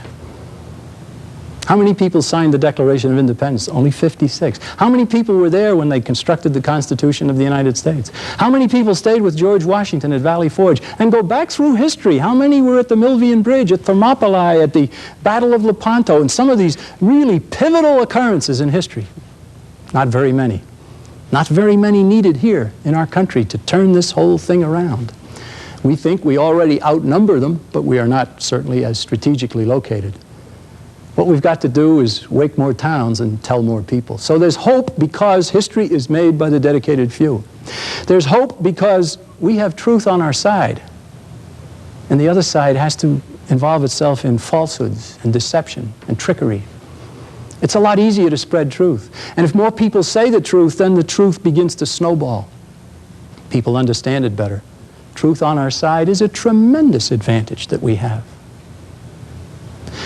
There's another advantage we have. There's hope, because nobody wants to be a slave. Stop and think about that. Nobody wants to be a slave. Even these people at the top of this conspiracy, they don't want to be slaves. They want to be slave masters, maybe. They don't want to be slaves. Nobody wants to be a slave. And it's very easy to explain to anybody that if America continues on the slide, even in just the economic area, we are going to be slaves. Nobody wants it. Help to explain it to them. Help them to enlist them into a program such as ours. So there's 3 reasons. First, history is made by a dedicated few. We've got truth on our side. Nobody wants to be a slave. And the 4th reason may surprise some people. And that is that what we face is a conspiracy. And there's reason for hope in that, because if it wasn't a conspiracy, it would be the unfolding of historical forces that nobody could stop. That's Marxism. We don't want it. We don't want that, and we don't want anybody to believe that. What is being done by individuals, and therefore other individuals can undo it and stop those who are doing it. And because it is a conspiracy, there's great reason for hope. And so we say there is reason for hope. Robert Welsh, at the end of the founding of the John Birch Society in 1958, summed it all up very, very succinctly. He said, "All we must find and build and use to win is sufficient understanding." It's the same today. The enemies of freedom in our country are establishing a new world order. Sad to say, President Bush is saying it. He said it at the United Nations. He said it in speeches before the American people. Somebody else is saying it as well. Look here. Look who's saying it. It's a newspaper from Milwaukee. Gorbachev urges New World Order after Gorbachev's speech at Stanford University in June of 1990. You will hear that term from time to time, and when you hear it, we want you to realize that that's the goal of the people who mean to do us in. John Birch Society is standing in the way. If we're successful, the American people, enough of them, will demand change. And the change will occur when new congressmen are selected or existing congressmen begin to do some things differently, in most cases. There are, of course, good congressmen. There are some good senators as well. But there are not enough of them. Too many of them in the middle. They operate on whichever way the pressure is going, that's the way they're going. So we've got to put the pressure on them to do what's right. And many of them will be glad if you did. Well, let me thank you very much for your close attention through what is obviously a long talk. You've all been very generous to me with your time. When he ended these programs, Robert Welsh always said it in one way, and that's exactly the way I will. Come join us in our proud companionship and in our epic undertaking. Thank you.